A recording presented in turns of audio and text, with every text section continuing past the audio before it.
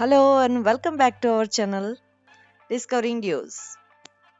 આની આગળના વિડીયોમાં તમે જોયું કે માતાને મઢમાં અમે માં આશાપુરાના દર્શન કર્યા. એ વિડીયો જોયો બાકી હોય જોવાનો તો જરૂરથી જોજો. કચ્છમાં માતાના મઢથી ભુજથી 90 કિલોમીટરના અંતરે માતાનો મઢ આવે અને ત્યાંથી લગભગ 1.5 કલાક એટલે કે લગભગ 60 કિલોમીટરના અંતરે કોટેશ્વર જવાય છે અને એ લખપત તાલુકામાં આવેલું છે. એટલે અમે માતાના મઢથી નીકળીને પહેલા કોટેશ્વર જઈ રહ્યા છે અને ત્યાંથી રિટર્નમાં અમે નારાયણ સરોવર આવીશું કેમ કે બપોરે બંધ રહે છે. કોટેશ્વર પહોંચીએ ત્યાં સુધી તમને હું એની પૌરાણિક કથાની વાત કરું. અહીંયા શિવલિંગની સ્થાપના 6ઠી કે 8મી શતાબ્દીમાં કોટેશ્વરમાં ત્રેતાયુગમાં થઈ છે. રાવણની અને શિવજીની આ કથા છે. રાવણને શિવજી પાસેથી એમની શક્તિઓ પ્રાપ્ત કરવા એટલે કે દિવ્ય શિવલિંગ મેળવવા માટે રાવણે તપ કર્યું. ઘોર તપશ્ચર્યા બાદ શિવજી પ્રસન્ન થયા અને એમણે શિવલિંગ આપીને કીધું કે આને ભૂમિ પર રાખ્યા વગર લઈ જવું અને જે સ્થળે જો ભૂમિ પર રાખવામાં આવશે તો એ તે જ સ્થળે સ્થાપિત થઈ જશે. એટલે રાવણ તો શિવલિંગ લઈને લંકા તરફ આકાશ માર્ગે ચાલ્યો. હવે આ જોઈને બધા દેવતાઓ ભયભીત થઈ ગયા કે આ તો અજર અમર થઈ જશે. એટલે બધા બ્રહ્મા વિષ્ણુ પાસે મદદ માટે ગયા. એટલે બ્રહ્માજીએ મદદ માટે ગાયનું રૂપ લીધું અને આ જે કોટેશ્વર જે સ્થળે છે તે સ્થળે કીચડમાં ફસાઈ ગયા અને વિષ્ણુજીએ બ્રાહ્મણનું રૂપ લીધું અને એ ગાય કાઢવા લાગ્યા. હવે એ લોકો મદદના પોકાર કરતા હતા. આ જ સમયે ઉપરથી આકાશ માર્ગે પસાર થતા રાવણને મદદનો પોકાર સંભળાવા લાગ્યો. નીચે જોયું તો ફસાયેલી ગાયને બહાર કાઢવા મથતા બ્રાહ્મણ દેખાયા. રાવણને લાગ્યું કે હું પણ એક બ્રાહ્મણ છું. જો મદદ કર્યા વગર ચાલ્યો જાઉં અને ગાયનું મૃત્યુ થાય તો મને ગૌ હત્યાનું પાપ લાગે. એટલે ગાયનું રક્ષણ કરવાના ઈરાદાથી એ નીચે આવ્યા. હવે એક હાથમાં શિવલિંગ હતું અને ગાય કાઢવાનો પ્રયત્ન કર્યો પણ એ ના થયું. એટલે અહંકાર આવ્યો કે હું તો આટલો શક્તિશાળી રાવણ થઈને એક ગાયને ના બચાવી શકું. એટલે શિવલિંગને એક ટાપુ જેવું લાગ્યું ત્યાં એમણે મૂકી દીધું અને ગાય કાઢવા લાગ્યા. બસ શિવલિંગ ત્યાં જ સ્થાપિત થઈ ગયું અને ગાય અદ્રશ્ય થઈ ગઈ અને તે ગયા કુંડમાં ફેરવાઈ ગઈ કે જે દરિયાની અંદર છે, દેખાતું નથી. અને વિષ્ણુજી પણ અદ્રશ્ય થઈ ગયા. રાવણને સમજાયું કે દેવોએ છળ કપટ કર્યું છે. એટલે શિવલિંગ લેવા ગયા પણ શિવલિંગ કોટી એટલે કે લાખોની સંખ્યામાં પરિવર્તિત થઈ ગયા. પણ રાવણે એની દિવ્ય શક્તિથી બાકીના બધા જે ખોટા હતા એ શિવલિંગ અદ્રશ્ય કર્યા અને મૂળ શિવલિંગને ઓળખી કાઢ્યું. પણ એને જે શિવજીએ સૂચના આપી હતી કે જમીન પર રાખવું નહીં, એ સૂચના મુજબ એને પાછું ત્યાંથી લાવી શક્યા નહીં. એટલે ત્યાં જ સ્થાપિત થઈ ગયું અને આમ આ જગ્યાનું કોટીમાં ફેરવાઈ ગયું. એટલે કોટી ઉપરથી કોટેશ્વર મહાદેવ નામ પડ્યું. તો ચાલો આ વાર્તા સાંભળ્યા પછી આપણે આવી પહોંચ્યા છીએ અહીંયા કોટેશ્વર મહાદેવના દર્શન કરવા માટે. આની એક વિશેષતા છે, આપણે આજે જઈ રહ્યા છે એ મુખ્ય રસ્તો છે, મુખ્ય ગેટ છે. જનરલી મુખ્ય રસ્તો જે મુખ્ય એન્ટ્રન્સ હોય તરત જ સામે દાદર ચડો એટલે મંદિરનો મુખ્ય ગેટ દેખાય.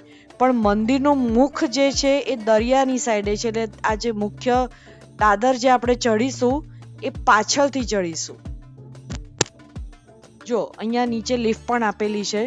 કદાચ કોઈને કઈ તકલીફ હોય તો તે લિફ્ટથી પણ ઉપર જઈ શકે છે. અને ભાઈ તમે જોશો કે અમે એપ્રિલ મહિનામાં, ખ્યાલ છે આપને, અમે આ શૂટ કર્યું હતું ગયા એપ્રિલ 2025માં.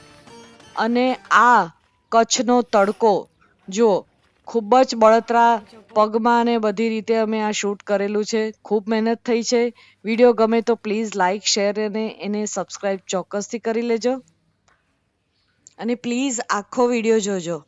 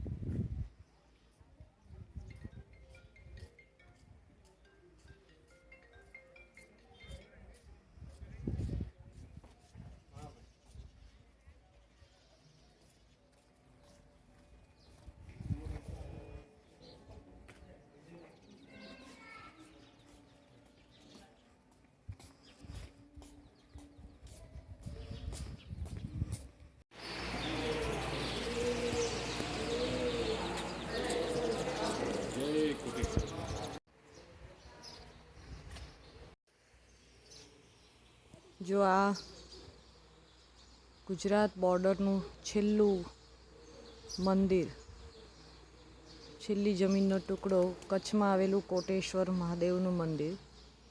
આ નવું મંદિર આપ જોઈ રહ્યા છો. અને આ જે રસ્તો છે ત્યાં જ્યાં સામે દેખાઈ રહ્યું છે એ છે જૂનું મંદિર, નાનકડું. અને જો ત્યાં જમીનનો એન્ડ આવી જાય છે અને ત્યાંથી અહીંયા બિલકુલ સામેની સાઈડે લગભગ કહેવાય છે કે દરિયાઈ માર્ગે લગભગ 50થી 70 કિલોમીટર જેટલું અંતર છે અને સામે જ પાકિસ્તાન છે. અને જ્યારે વાતાવરણ અનુકૂળ હોય ને એવું હોય ત્યારે તો રાતના ટાઈમમાં દૂર દૂરથી તમને ઝીણા ઝીણા કરાંચીના દીવા પણ બળતા કે લાઇટો પણ દેખાય છે, એવું કહેવામાં આવે છે. આ રીતે અહીંયા થોડું કાદવવાળું પણ બધું છે અને આખો કચ્છનો અખાત.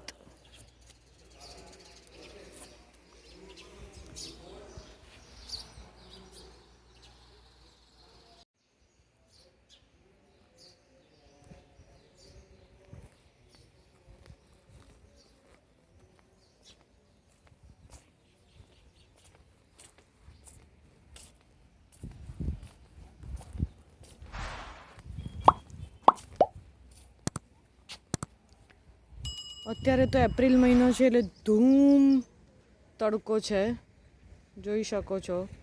એટલે અમે ત્યાં સુધી તડકામાં નથી જઈ રહ્યા અને બપોરના વાગ્યા છે પાછા 2 વાગ્યા છે.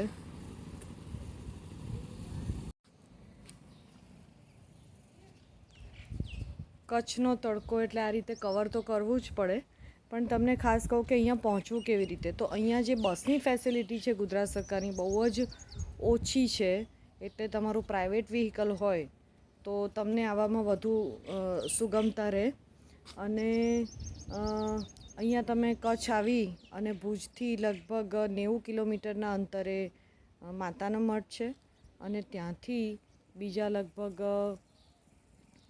1.5-2 કલાકના અંતરે આ કોટેશ્વર છે. અહીંયાથી 2 કિલોમીટર પહેલાં નારાયણ સરોવર આવે છે. અને અમે પહેલાં માતાના મઠથી અહીંયા કોટેશ્વર આવ્યા અને હવે રિટર્નમાં નારાયણ સરોવર જઈશું, કેમ કે નારાયણ સરોવરનું મંદિર બપોરે બંધ રહે છે. તો હવે રિટર્નમાં દર્શન કરતા જઈશું જો ઓપન હશે તો. અને બસ જો આ છે, તો જો ના જોયું હોય તો નકશામાં તો જોયું જ છે કે કેવો હોય છે છેલ્લો ટુકડો. પણ અહીંયા તમને આ જોવા મળે બિલકુલ મારી પાછળ ગુજરાતનો જમીનનો છેલ્લો ટુકડો. અને મારી પાછળ આ કોટેશ્વર મહાદેવનું મંદિર.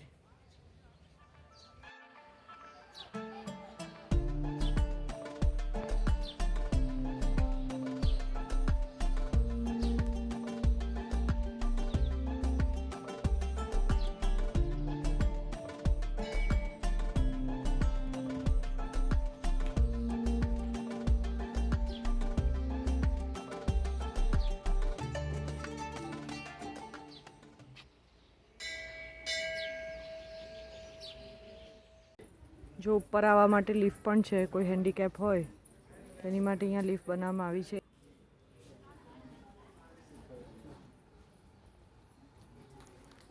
મેઇન એન્ટ્રન્સ અહીંયાથી છે અને મંદિરનું મુખ છે એ આમ પાછળની બાજુથી છે. સો અહીંયાથી આવ્યા પછી આમ ફરીને આગળ જવું પડે છે.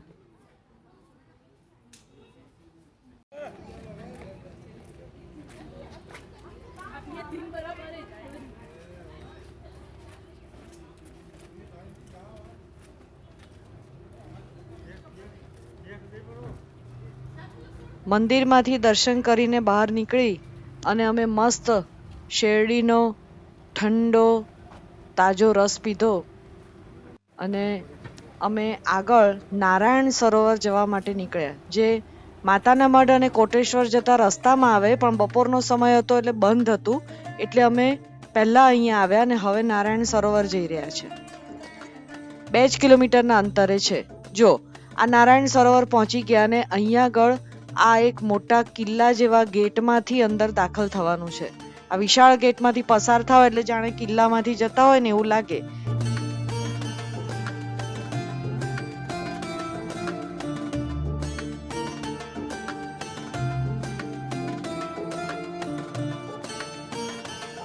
એટલે અંદર જઈએ એટલે વિશાળ ચોક આવે કે જ્યાં મેઇન લક્ષ્મી નારાયણનું મંદિર જોવા મળે છે.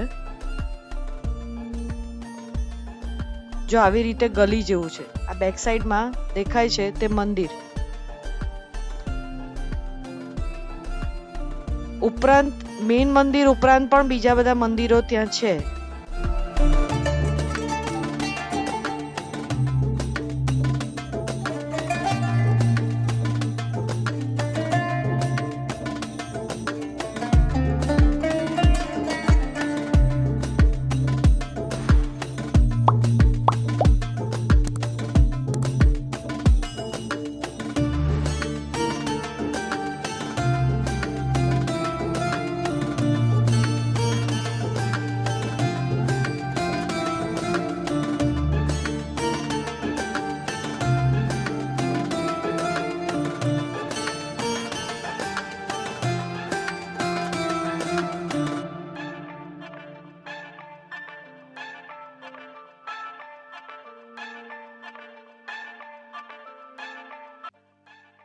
અને એની પાછળ જ એક મોટું સરોવર આવેલું છે કે જે વિષ્ણુ એટલે કે નારાયણના નામ પરથી એનું નામ નારાયણ સરોવર પડ્યું.